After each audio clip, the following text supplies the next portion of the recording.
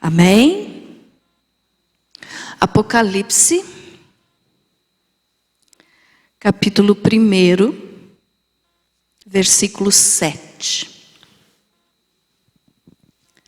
Graças a Deus. Louvado seja o Senhor Jesus. Diz assim a palavra do Senhor: eis que vem com as nuvens, e todo olho o verá, até quantos o transpassaram. E todas as tribos da terra se lamentarão sobre ele. Certamente. Amém. Querido Jesus, que essa palavra seja para a tua glória. Pode se assentar, meus amados. Glória ao Senhor. Muito bem. Hoje eu quero falar um pouquinho para vocês sobre o livro do Apocalipse e a sua importância. E para começar, então, vamos entender um pouquinho melhor, né? Eu sei que você já sabe, já foi pregado aqui muitas vezes, o que significa a palavra Apocalipse e o livro do Apocalipse. Mas vamos repetir. Então, o apóstolo João, que recebeu a visão de Jesus, né, sobre o Apocalipse, ele inicia o livro do Apocalipse, capítulo 1, verso também 1, João fala assim, revelação de Jesus Cristo, que Deus lhe deu para mostrar aos seus servos as coisas que em breve devem acontecer, e que ele enviando, os quais vos diziam, no último tempo haverá... Desculpe. Minha Bíblia está dividida aqui, eu misturei os versículos, me perdoe. Acontecer e que ele enviando por intermédio do seu anjo, notificou ao seu servo João. Olha só, o que está acontecendo aqui? Quando João recebeu a visão do Apocalipse, ele escreveu então, revelação de Jesus Cristo. Então, geralmente o povo fala revelação, Apocalipse de João. Mas na realidade não é Apocalipse de João, é Apocalipse ou revelação de Jesus Cristo. Por quê? Porque a palavra Apocalipse, ela significa revelação. E quem revelou então foi Jesus para João. Então é claro que na tua Bíblia provavelmente está escrita que nem aqui na minha. Eu errei aqui a leitura porque a minha Bíblia está dividida aqui. Eu estava lendo embaixo, já fui lá para cima, mas aí na tua com certeza está escrito assim, Apocalipse de João. Mas o Apocalipse de João, é lógico que não é errado falar, mas deveria estar escrito Apocalipse de Jesus, porque foi Jesus quem deu a revelação para João. Então, a palavra Apocalipse representa a revelação, representa aquilo que Jesus está mostrando do que vai ainda acontecer. E ele nos mostrou aqui, então, a respeito do início do Apocalipse, até o versículo 4, já aconteceu. Que são as igrejas, as cartas para as igrejas, que o Senhor Jesus mandou João escrever. E o capítulo 4... do 4 para frente ainda não aconteceu. Tá? Por quê? Porque no capítulo 4 está então acontecendo o arrebatamento. Então João viu o momento do arrebatamento acontecendo, mesmo estando lá ainda, no anos atrás, recebendo a revelação de Jesus. Então, até o capítulo 4, o livro do Apocalipse já se cumpriu. Do capítulo 4 para frente, ainda não aconteceu. É claro que ali nas cartas já aconteceu, eu digo, porque os cristãos dessas igrejas aqui receberam a carta, então, lá no tempo ainda de João.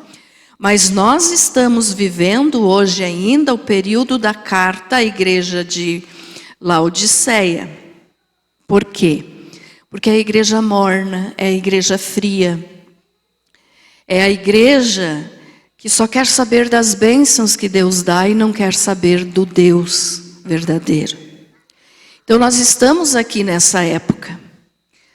Mas eu não vou entrar nesse assunto aqui das igrejas hoje, porque eu quero mostrar para vocês como que Jesus se manifesta no Apocalipse depois já do seu corpo glorificado.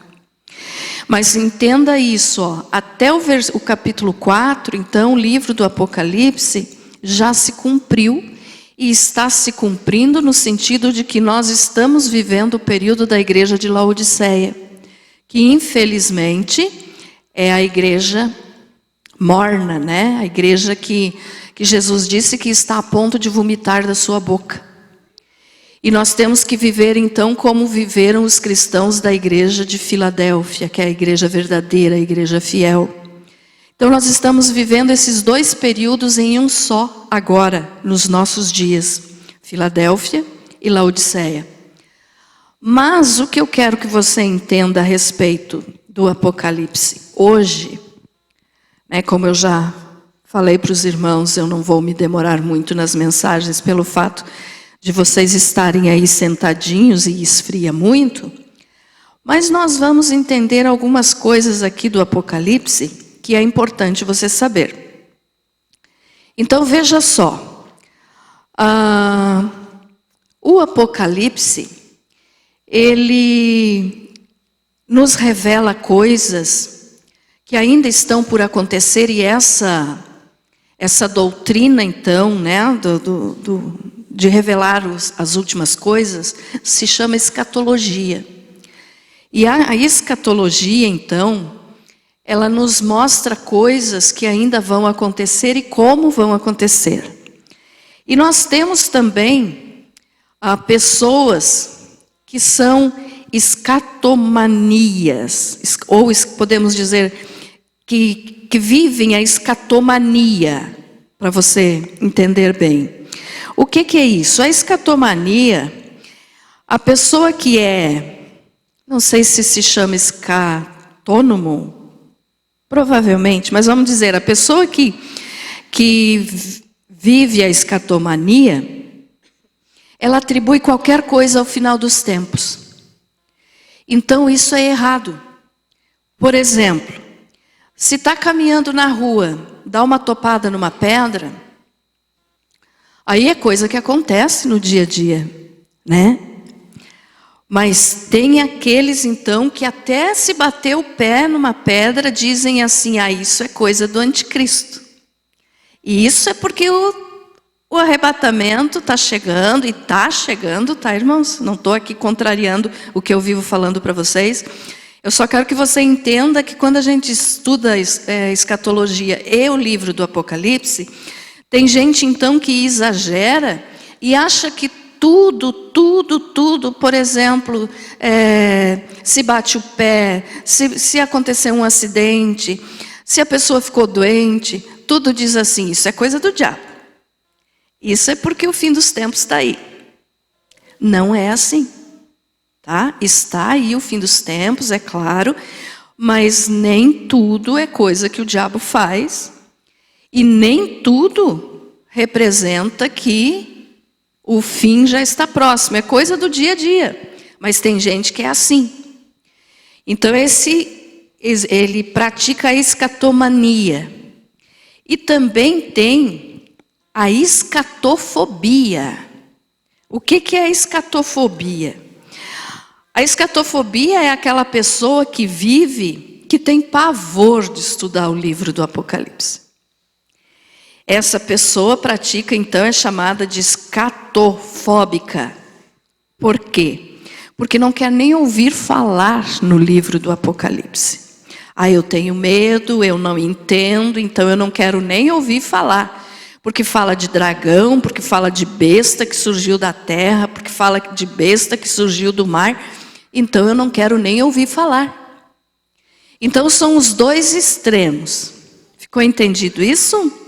Ó, a escatomania, tudo que acontece, se vai lá no dentista e precisa tirar um dente, diz que é porque o anticristo está chegando. É lógico que ele está chegando, mas nós não estamos esperando ele, nós estamos esperando Jesus. Amém? E tem a escatofobia, que daí são aquelas pessoas que têm pavor de ler o Apocalipse. Então parece que o Apocalipse eles eliminam da Bíblia, tá? E o que eu quero dizer para você hoje, então, é que você não seja nenhum desses dois extremos, mas que você leia o livro do Apocalipse, porque tem promessa para quem lê o Apocalipse, sabia? E é a palavra de Deus.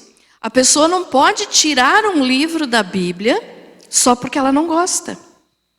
É palavra de Deus, tem que ser ouvida, tem que ser pregada. Um dia eu assistindo um programa de televisão de um pastor pregando, eu escutei ele falar que ele não prega sobre o Apocalipse porque ele não entende. Então que pastor é esse? E um pastor famoso aí no Brasil, famoso no mundo. Então ele disse claramente, eu não prego o Apocalipse porque eu não entendo. Como que está pregando então? Mas, olhe bem o detalhe. Quem gosta de ler o Apocalipse, e deixando aqui só, como eu já falei várias vezes para os irmãos, é o meu livro amado, eu amo o Apocalipse. E vocês sabem que eu gosto de pregar a respeito de todo o assunto que está na Bíblia. Mas o Apocalipse, para mim, é o meu livro querido. Eu tenho mais facilidade de pregar sobre ele. Então, veja só. Nós temos que amar o livro do Apocalipse igual qualquer outro livro da Bíblia. Não diga assim, eu não leio porque eu não entendo. Se você não entende, basta você orar e pedir instrução do Espírito Santo, que ele vai te esclarecer. Ele vai te fazer entender. É claro que tem coisa que a gente tem que pesquisar, que a gente tem que estudar muito para entender. Não estou falando disso. Mas estou falando daquele que diz, eu não leio porque eu não gosto, tenho medo. Não seja assim. Porque nós não precisamos ter medo do que está por vir. Nós precisamos é crer que o Senhor Jesus venceu e nós também já estamos com a vitória nas mãos. Então, se você lê o Apocalipse, você vai ver que a nossa vitória já está garantida. Não tem que ter medo. É maravilhoso saber que o diabo vai ser lançado no lago de fogo para todo sempre, que nunca mais vai incomodar ninguém e que nós vamos estar na glória com o Senhor para todo sempre. O que mais que nós queremos poder? Ou melhor, eu acho que eu errei, né? O que mais que nós podemos querer? Então veja só, leia o Apocalipse. Se você não tem o costume de ler, comece devagarinho, vai lendo que você vai gostar. E aí então assim, por quê? Para quem lê o livro do Apocalipse, existe 7 bem-aventuranças, 7 promessas. Quando a gente fala de bênção, de bem-aventuranças, de promessas, né, geralmente as pessoas gostam de saber quais são as promessas que estão preparadas para ela. Então, no livro do Apocalipse, são 7. E os que não leem, não estão sabendo disso. Então vamos entender melhor quais são essas 7 bem-aventuranças. Bem-aventuranças são boas notícias, são coisas que Deus preparou para nós, que Ele quer nos dar. Mas aqui no caso do Apocalipse, só vai receber essas bênçãos aqui quem ler o Apocalipse. Então veja só, diz assim, bem-aventurados os que leem ouvem e guardam essa profecia. Que está ali no capítulo 1, versículo 3. 1:3. Coloca lá, Gui. Bem-aventurado aquele que lê e bem-aventurados que ouvem as palavras dessa profecia e guardam as coisas que nela estão escritas, porque o tempo está próximo. Então é o próprio Jesus falando aqui, nos dando essa promessa de que se nós lermos o Apocalipse, nós vamos ser bem-aventurados, ser felizes, ter bênçãos. A outra bem-aventurança é bem-aventurados os mortos que morrem no Senhor. 14:13. Então assim, você vai saber, porque todo mundo sabe que nasce um dia para morrer, então você não precisa ter medo da morte. Você vai dizer bem-aventurado ou feliz aquele que morre com Jesus no coração, porque esse é salvo, né? 14:13.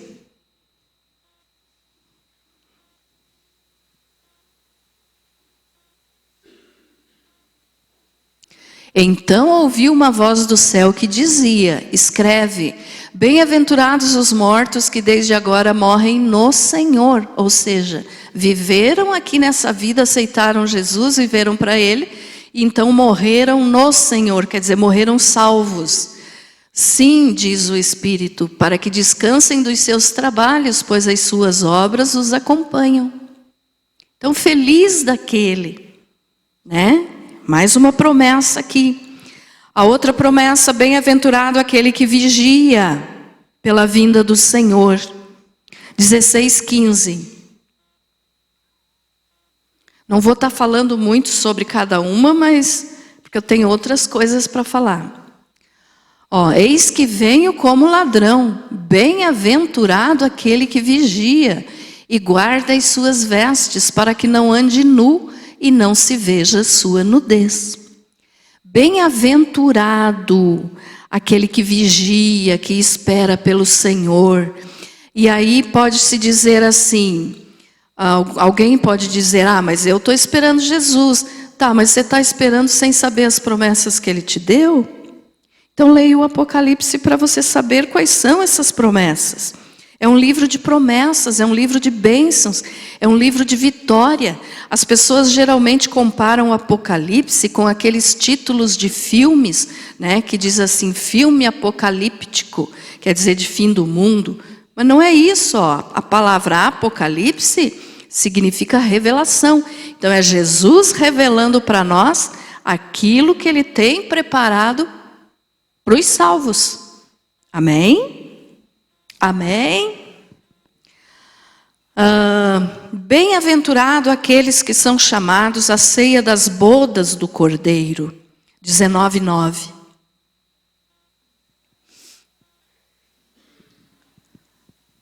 As bodas do Cordeiro. E disse-me, escreve, bem-aventurados. Então, só lembrando, bem-aventurado é feliz, tá? Então nós podemos dizer assim, feliz aquele que são chamados à ceia das bodas do Cordeiro. Disse-me ainda, estas são as verdadeiras palavras de Deus. Então nós somos bem-aventurados porque somos convidados a participar da ceia das bodas do Cordeiro. O que é isso? Nós vamos participar da festa de casamento de Jesus com a sua noiva igreja. Conosco, nós somos a igreja. Então, depois que acontecer o arrebatamento, vai ter o tribunal de Cristo, onde nós vamos receber os nossos prêmios pelas coisas que fizemos aqui nessa vida. E vai ter, depois do tribunal de Cristo, as bodas do Cordeiro. O que é isso? Uma festa de casamento. Uma festa linda, maravilhosa, que é só para os salvos. Então, é só para aqueles que forem arrebatados. Né? E também no final, então, já para os salvos do Antigo Testamento. Mas então nós somos felizes porque somos chamados para essa festa. Você não fica feliz quando de repente você é convidado para uma festa de casamento? Né? geralmente a gente fica. Nós gostamos de participar de um casamento, de uma festa, de uma boda, né? Então, o que é que a gente faz? Se prepara, as mulheres vão no salão de beleza, arrumam o cabelo, compram uma roupa melhor para esse dia. Os homens também escolhem lá a sua roupa melhor para irem na festa. E nós somos chamados então para ir nessa festa. Agora só que tem um detalhe aqui. A roupa de ir na festa de casamento, aqui nesse mundo nós que temos que comprar, né? E aqui nós vamos ganhar essas roupas. Por quê? Porque quando nós formos arrebatados, o Senhor vai nos dar roupas lindas, maravilhosas, e que depois nós vamos participar da ceia do Cordeiro. Então nós não vamos assim com essas roupas que a gente escolhe aqui, a mais bonita, a mais confortável. Não, são roupas que o próprio Jesus vai nos dar. Ele é o dono da festa e também vai estar distribuindo as roupas para os convidados. Veja que maravilha, nós não vamos gastar nada para ir comprar uma roupa bem bonita para ir nessa festa. Que coisa boa, né? Então, feliz aquele que é convidado para ir nas bodas do Cordeiro. Quem é que vai? Aquele que aceitou Jesus em vida. Aquele que serve o Senhor de todo o seu coração. Aquele que está preparado para ser arrebatado. É esse que vai participar das bodas. Então nós vamos participar dessas bodas. Outra bem-aventurança diz assim: bem-aventurado é aquele que tem parte na primeira ressurreição. 20, versículo 6.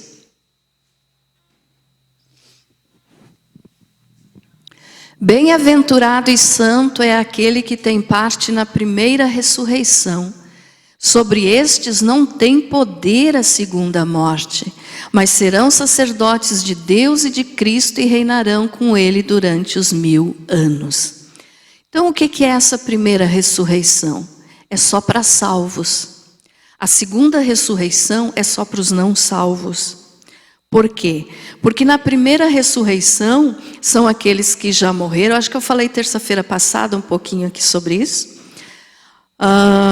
Aqueles que já morreram salvos, que estão nesse momento esperando que o Senhor Jesus venha buscar a sua igreja, para eles ressuscitarem, né? É chamada de a primeira ressurreição. Então, nós somos felizes porque vamos participar da primeira ressurreição.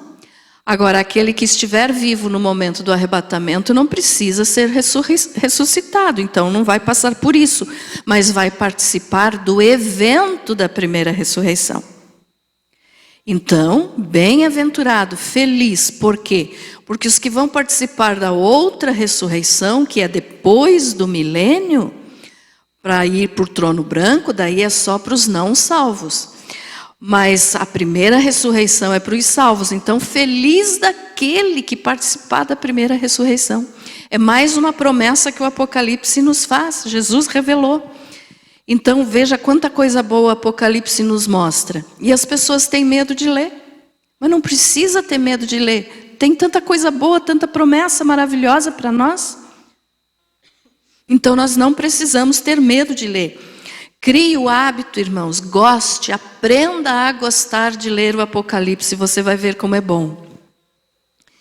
Outra coisa, bem-aventurado aquele que guarda as palavras deste livro, 22, 7.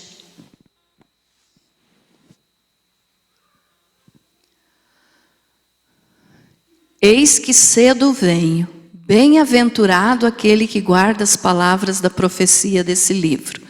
Então vamos substituir ali, ó. Eis que cedo venho, feliz aquele que guarda as palavras da profecia deste livro. Então feliz somos nós que guardamos o que está escrito aqui no Apocalipse, no nosso coração, e colocamos em prática na nossa vida e aprendemos a esperar por essas bênçãos, porque elas já estão garantidas para nós, só nós ainda não a vivemos, mas já está na nossa mão, já estamos em posse dessas promessas, porque Jesus prometeu e Ele não mente. Então, guardar as palavras deste livro, aprenda, guarde, pregue, ensine que o Senhor Jesus vem nos buscar.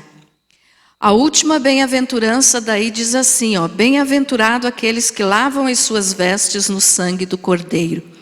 22:14. Bem-aventurados aqueles que lavam as suas vestes no sangue do Cordeiro, para que tenham direito à árvore da vida e possam entrar na cidade pelas portas.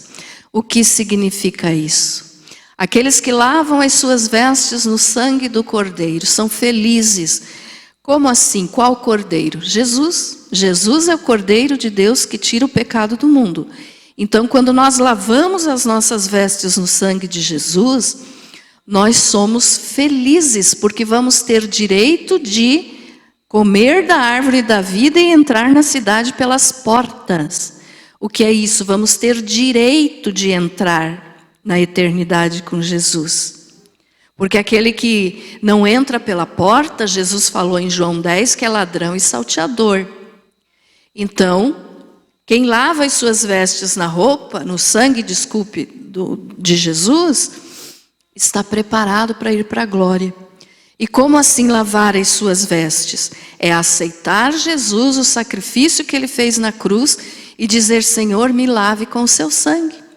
Apague os meus pecados e que a minha alma fique mais branca do que a neve. Então, isso é lavar as roupas no sangue do Cordeiro. É aceitar o que Ele fez por nós. Amém, irmãos? Amém? Agora, então, quero falar do versículo que nós lemos no início da mensagem, que é o tema central do Apocalipse, que é o que nós lemos no começo, que é Apocalipse 1:7. Vamos repetir a leitura. Olha só. Apocalipse 1:7. Eis que vem com as nuvens, e todo olho o verá, até quantos o transpassaram. E todas as tribos da terra se lamentarão sobre ele, certamente. Amém. Então, o que significa esse versículo aqui? É o tema central, é o versículo principal do Apocalipse. Por quê? Ele está dizendo que Jesus vem, né? E todos aqueles que o transpassaram o verão. O que significa isso? Quem que o transpassou na cruz? Quem que pregou Jesus na cruz? Nós sabemos que ninguém tomou a vida de Jesus. Ele deu a sua vida por nós, de livre e espontânea vontade. Mas quem foi ali naquela época usado, então, para que a crucificação acontecesse, foram os romanos e os judeus. Então, aqui está falando dos judeus, que eles rejeitaram Jesus, e aí um dia eles vão ver que eles rejeitaram, mas que aquele Jesus que eles rejeitaram era o Messias que eles estão esperando até hoje. Amém? Então, por isso diz aqui, até quantos o transpassaram, e todas as tribos da terra se lamentarão sobre ele. Por quê? Porque não aceitaram, e agora estão vendo que ele é o Messias, que ele é Deus. Então, veja só, todo olho o verá. Isso aqui vai ser na segunda vinda. No arrebatamento, só os salvos verão. Na segunda vinda, que daí nós já vamos estar voltando junto com Jesus para governar esta terra, todo olho, ou seja, todos os que estiverem vivos aqui na terra nessa época, vão ver Jesus vindo sobre as nuvens, junto com todos nós os salvos que tinham subido com ele. Amém? Então, para você lembrar, o tema central do livro do Apocalipse é Apocalipse 1:7, que é a mensagem geral do livro, dizendo que Jesus vem. Então ele vem, né? E o Apocalipse também nos ensina a correspondência que tem entre o livro de Gênesis e do Apocalipse. Veja só, no livro de Gênesis, o paraíso foi perdido, né? Em Gênesis 3:23, não precisa pôr agora, Gui, eu só vou citar, porque senão vai ficar muito longo. Mas vocês sabem, Adão caiu com o pecado, e o paraíso foi perdido, ou seja, Deus os expulsou de lá por amor, para que eles não permanecessem eternamente no pecado, comendo do fruto da árvore da vida. Então Deus os expulsou do paraíso, o paraíso foi perdido. Isso no Gênesis. No Apocalipse, o paraíso vai ser recuperado. Então, olha só, para que ter medo de ler o livro do Apocalipse, se ele nos traz tanta notícia boa? No Gênesis, eu nunca vi alguém dizer que tem medo de ler o livro de Gênesis, mas no Gênesis traz muito mais notícia ruim do que no Apocalipse. Porque no Gênesis nos fala das causas do pecado, que o homem foi expulso, mas no Apocalipse vem notícia boa de restauração. Então, olha só. No Gênesis, o paraíso foi perdido. No Apocalipse, o paraíso é recuperado. Por quê? Porque Jesus vem, transforma todas as coisas, purifica a terra, começa a eternidade futura, e nós vamos viver no paraíso que Adão e Eva perderam. Até bem melhor do que o que eles tinham então. Amém, irmãos? Estão entendendo isso? Então, a correspondência, entre o Gênesis e o Apocalipse. Adão pecou no paraíso, Jesus venceu no deserto. Então não importa o lugar que a pessoa está. Se a pessoa quer pecar, ela peca no lugar mais lindo que existe. E se ela quer ser fiel a Deus, ela continua sendo fiel a Deus, mesmo que ao redor dela esteja um verdadeiro inferno. Entendido, irmãos? Amém? Então guardem essa frase, Adão pecou no paraíso. E era tudo lindo, maravilhoso, e ele pecou. E no deserto é tudo feio, é sem beleza, é com um monte de dificuldade, mas Jesus venceu no deserto. Por quê? Porque ele foi tentado pelo diabo no deserto e ele não caiu em tentação. Ele venceu. Amém? Glória a Jesus. No Gênesis, a primeira cidade foi um fracasso. No Apocalipse, a cidade dos remidos será um sucesso. Como assim? Justamente falando do jardim. Foi um fracasso. Eles pecaram, foram expulsos, saíram do jardim no Éden. Como nós já falamos várias vezes aqui também no estudo bíblico, você já sabe que não é o jardim do Éden, mas é o jardim no Éden, porque Éden era o nome da região onde Deus plantou o jardim. Então é o jardim no Éden. Foi um fracasso, porque era tudo bonito, tudo lindo, mas Adão perdeu tudo aquilo. E no Apocalipse, a cidade dos remidos será um sucesso. Por quê? Porque será a nova Jerusalém. Vai ser tudo lindo, maravilhoso, não tem dor, não tem choro, não tem pecado, não tem mais morte, não tem doença. Então o Apocalipse vem aqui com mais uma notícia boa, que no Gênesis acabou dando errado por causa do pecado do homem, não por causa de Deus. E no Apocalipse Jesus vai restaurar tudo isso. Então é notícia boa. No Gênesis foi o princípio da maldição. Quando eles pecaram, então Deus amaldiçoou o homem, a mulher, a serpente e a terra. Então o mundo está debaixo de maldição, para quem ainda não aceitou Jesus. Quem já aceitou Jesus está livre de toda e qualquer maldição. Não tem mais maldição, porque Jesus venceu a maldição na cruz. Então se você já aceitou Jesus como teu Senhor e Salvador, você não tem mais maldição. Não tem mais essa de ficar quebrando maldição. Quebrar maldição é para aquele que ainda não recebeu Jesus. Aquele que já tem Jesus, não tem mais maldição nenhuma. Viu que coisa boa? Mas no Gênesis, então, foi o princípio, começou ali a maldição por causa do pecado de Adão. E no Apocalipse, não haverá mais maldição. Então, mais uma notícia boa. Estão vendo por que devemos ler o Apocalipse? Amém? Vocês estão entendendo, meus amados? Então não tenha medo de ler o Apocalipse. Ame esse livro. Ele é a palavra de Deus, é a palavra do próprio Jesus. Foi ele que falou tudo isso aqui para o apóstolo João. Outra coisa que no Gênesis nós encontramos é o matrimônio do primeiro Adão. Ou seja, Deus mesmo fez esse casamento entre Adão e Eva. Então, o casamento que a gente vê até hoje, mas que infelizmente hoje está sendo tão mal interpretado e inventando coisas a respeito, né, daí das modernidades do mundo. Então, ali no Gênesis teve o primeiro casamento, no Apocalipse vai ter também o casamento do último Adão. Quem é o último Adão? É Jesus. Então, algumas pessoas dizem que Adão, lá do Éden, é o primeiro e Jesus é o segundo. Não. Adão foi o primeiro, Jesus é o último Adão. Porque quando a gente diz que Jesus é o segundo, haveria possibilidade de ter o terceiro, o quarto, o quinto, e não tem. Então, é o último. Então, vai ter o casamento do último Adão com a sua igreja. No Gênesis, começaram as lágrimas.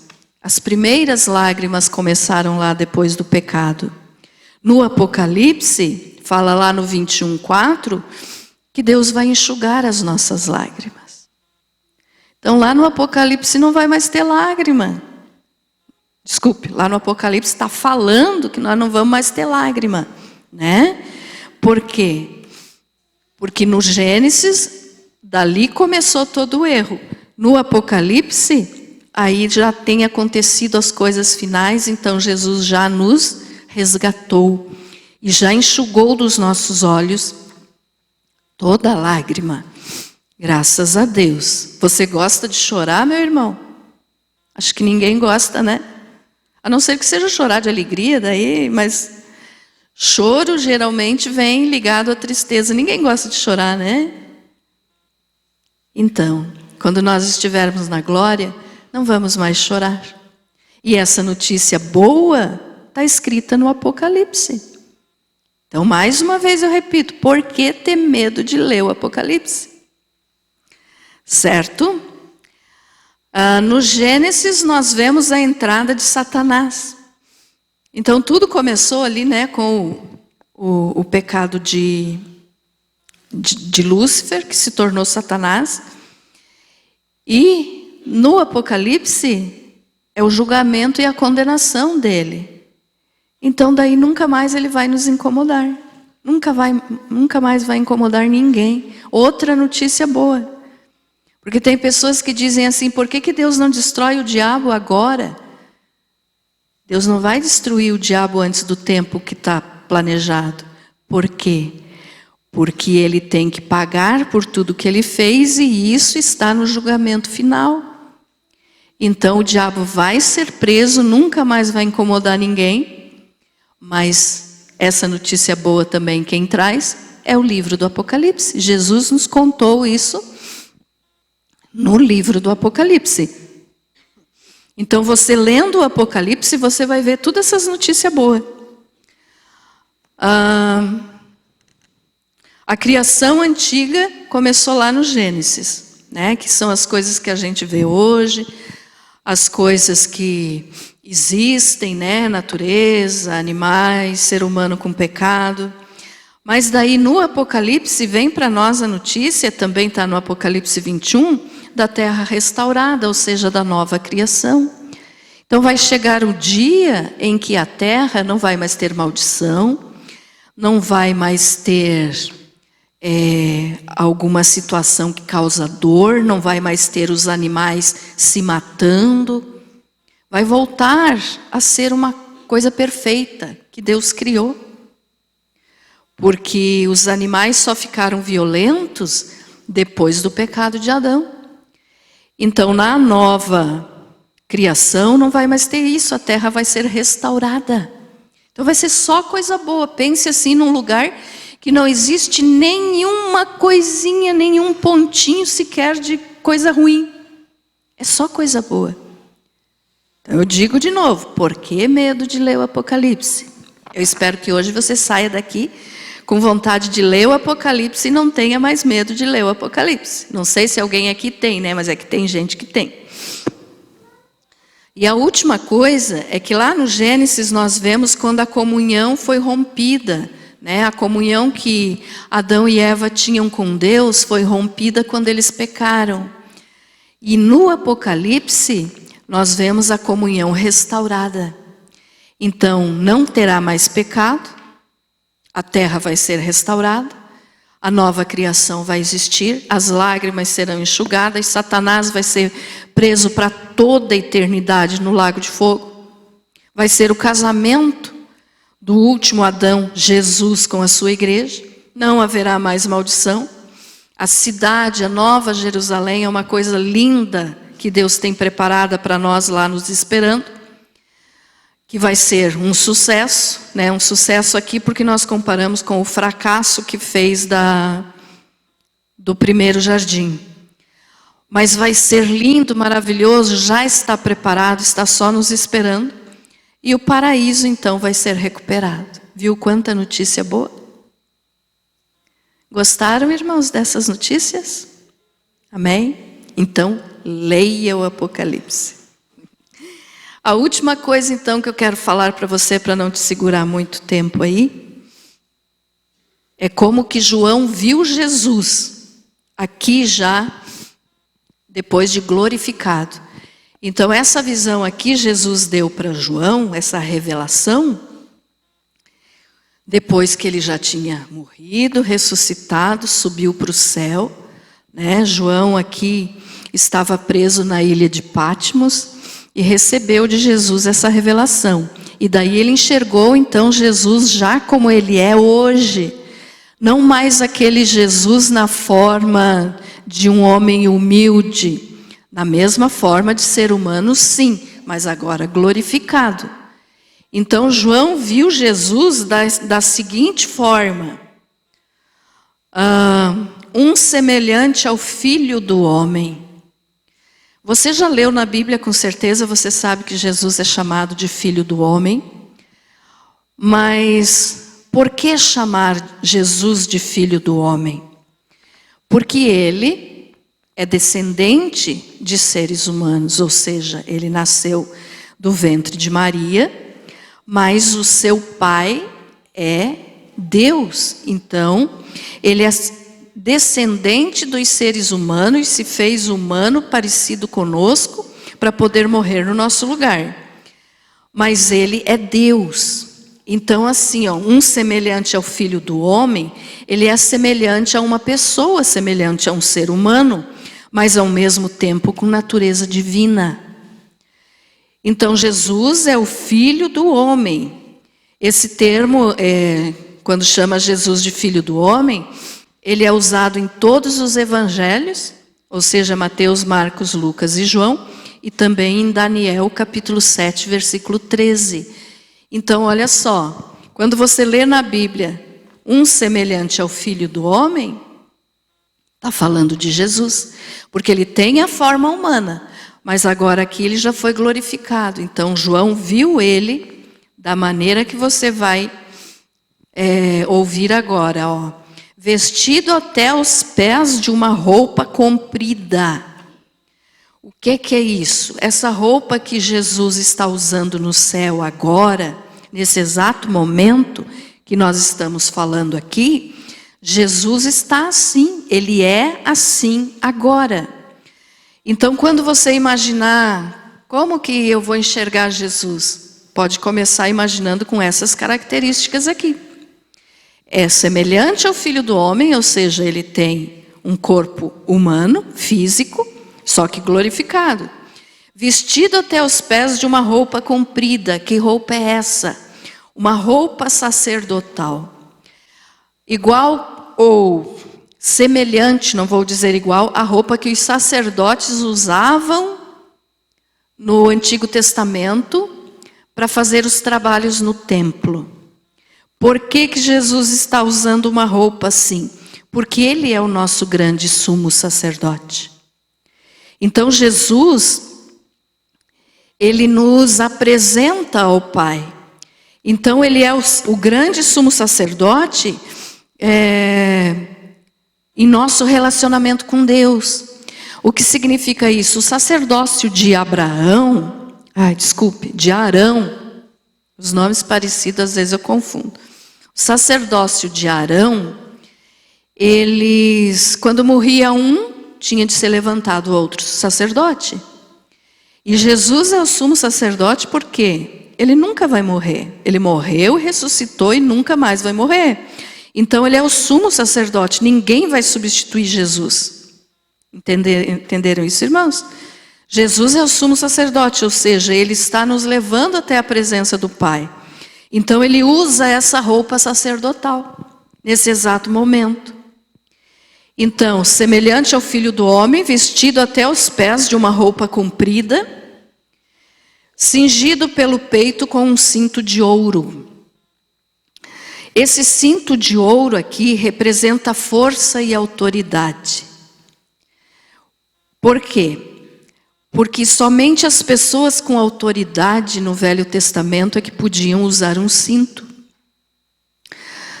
Veja só, hoje a gente usa cinto, né? Na calça, usa na saia, as mulheres. É comum para nós usarmos cinto. Os homens usam, né, a cinta na calça. Mas, nos tempos bíblicos, só quem podia usar um cinto eram as pessoas que tinham autoridade sobre as outras. Então, Jesus aqui está com um cinto de ouro, representando a autoridade máxima e a força suprema. Então, imagine, já estão formando aí, mais ou menos, como que Jesus está nesse momento? Semelhante ao Filho do Homem, vestido até os pés de uma roupa comprida e com um cinto de ouro. Esse cinto de ouro, então, representando a autoridade. Vão imaginando aí, né? A gente só vai ver quando nós chegar lá. Mas a gente pode imaginar, Senhor, como Tu é maravilhoso. Aí também, João viu Jesus com os cabelos brancos. Esses cabelos brancos aqui representam a pureza divina, a sabedoria e o sofrimento e a justiça de Deus. E daí então lembra também o que o mesmo Daniel falou lá no capítulo 7, do versículo 9 ao 13, quando ele disse assim, ele chamou Jesus de ancião de dias. Lembram desse texto? Daniel falou, né, do ancião de dias, era Jesus. Então, olha só, cabelos brancos, forma humana glorificada, roupa comprida, cinto de ouro, cabelos brancos. Mas esse branco aqui, irmãos, não é esse branco que a gente está acostumado a ver aqui, que a gente tenta branquear muito e às vezes está encardido e não tem mais o que limpe, né? Esse branco é realmente branco, um branco que aqui nessa vida a gente não tem. O nosso branco nem se compara com o branco que existe na eternidade. Então os cabelos de Jesus são brancos, representando pureza divina. Jesus tem olhos flamejantes. O que são esses olhos flamejantes? Esses olhos, né, que demonstram poder, chama de fogo, é porque ele vai até no mais íntimo do coração humano. Então os olhos de Jesus, ele penetra no nosso coração. Nós olhamos um para o outro e nós vemos nosso formato, né? Nós não conhecemos o coração. Mas Jesus conhece o coração, porque Ele olha direto lá no coração, com esses olhos flamejantes. Ou seja, seus olhos como chamas de fogo. Ah, pastora, mas então é bonito? É lindo, irmãos, porque não é uma coisa que cause medo, representa o poder de Jesus. É lindo. Então, olha só. Roupa comprida, cinto de ouro, cabelo branco e olhos como chamas de fogo.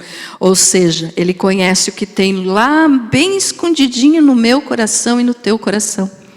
Coisas que às vezes nem nós entendemos de nós mesmos. Ele sabe. Amém? Muito bem. João também viu, né? Quando ele viu Jesus, ele relatou aqui que Jesus tem, né? Pés como de bronze, bronze polido, ou seja, brilhante demais. O que é isso? Fala de juízo, que vence o mal, que vence as trevas, que vence a oposição, né? Que o mal faz contra o bem. Então, semelhante ao Filho do Homem, eu estou repetindo cada vez para você ir colocando aí na sequência da tua imaginação. Semelhança ao Filho de Homem, roupa comprida, cinto de ouro, cabelos brancos, olhos como chama de fogo, pés como de bronze. Agora a sua voz, voz estrondosa, poderosa, forte, símbolo de poder irresistível. Na Bíblia você já leu com certeza que fala que a voz de Deus é como o som de muitas águas. Então, imagine, eu nunca fui, não sei se alguém aqui já foi, em Foz do Iguaçu, nas cataratas, alguém já foi? Não? Eu também não. Mas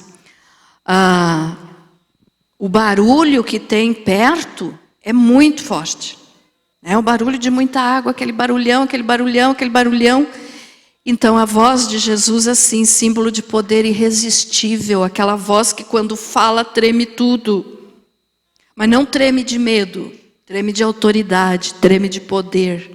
Agora para os inimigos de Jesus sim, daí tremem de medo, né? Mas nós não. Por quê? Porque Ele é o nosso Senhor.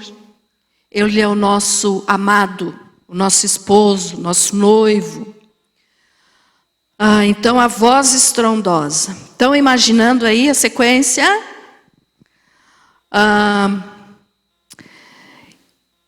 E tem na sua mão direita as estrelas. 7 estrelas na sua mão direita. Representa a mão forte, a mão de poder.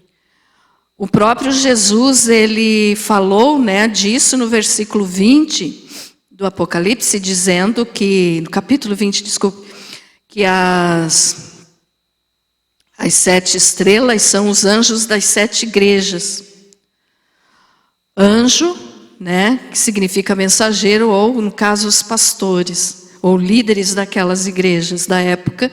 E hoje, então, nós podemos chamar também os líderes das igrejas de anjo mensageiro, né? Ou como uma das 7 estrelas. Então estão seguros na mão firme do Senhor. Nós estamos seguros na mão firme do Senhor. Uma segurança perfeita que está debaixo do cuidado e proteção do Senhor Todo-Poderoso. Então Ele tem corpo humano glorificado, vestido comprido, né, uma túnica comprida até os pés, cinto de ouro, cabelos brancos, olhos como chamas de fogo, pés como de bronze, voz forte, poderosa. E na sua mão direita 7 estrelas, que representa as 7 igrejas que fala no Apocalipse. E também os seus pastores, os seus líderes. Ele tem também espada afiada de 2 gumes. O que é isso? Da sua boca saiu uma aguda espada de 2 gumes. Aqui eu quero que você entenda o seguinte, não significa que quando Jesus abre a boca sai uma espada. Não é isso, é que está fazendo referência que a palavra sai com tanto poder que nós chamamos a Bíblia de espada, né? E na boca de Jesus tem tudo que está aqui na palavra. Então é a palavra de Jesus, que sai como uma espada afiada, que ninguém pode resistir. Então é assim, né? Vou deixar para falar de novo agora ali, só no finalzinho aqui, ó.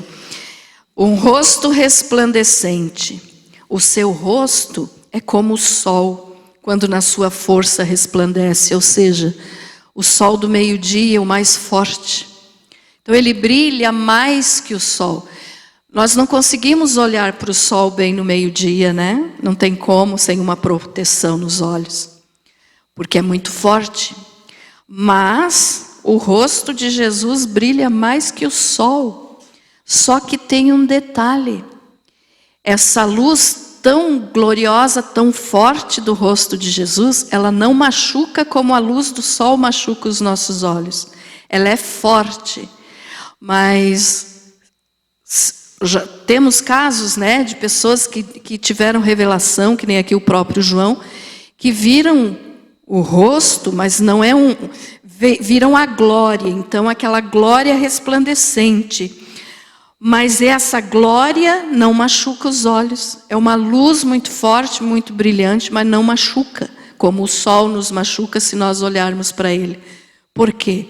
Porque Jesus é glorioso e tudo de bom. Jesus é tudo de bom, né, gente?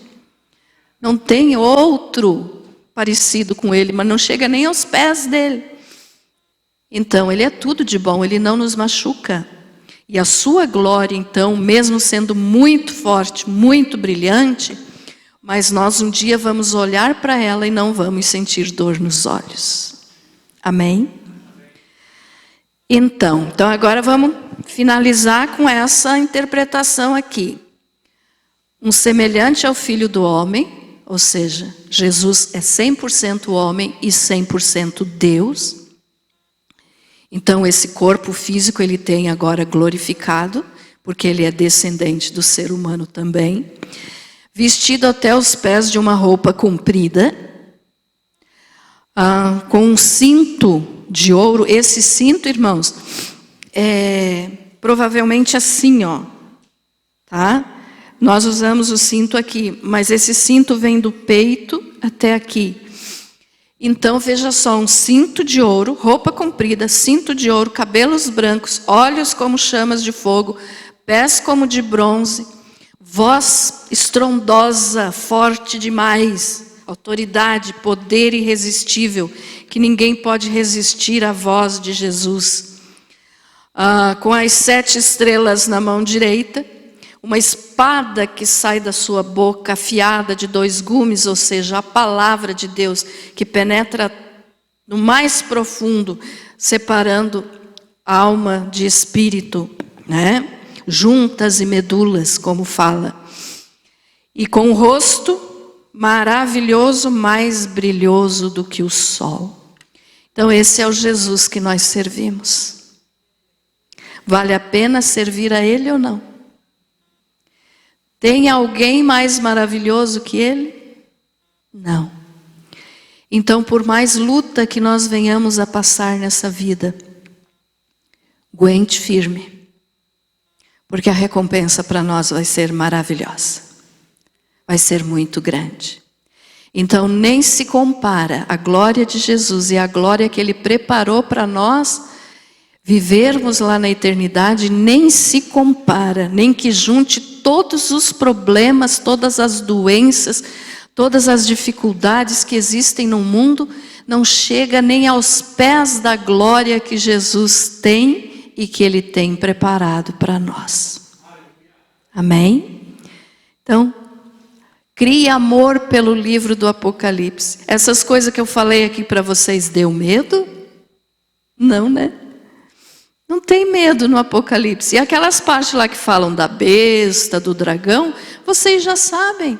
Está simbolizando ali o anticristo que vai vir e que Jesus já derrotou ele. Então, como eu digo para vocês, eu vi o Jimmy Swaggart falando uma vez e gosto de repetir a frase que ele usou. Eu já sei que nós somos vencedores, por quê? Porque eu li a última página desse livro. Amém? Então não tem erro, irmãos. Jesus já venceu. E nós também. Em Cristo Jesus vamos vencer. Amém? Você foi abençoado com essa palavra?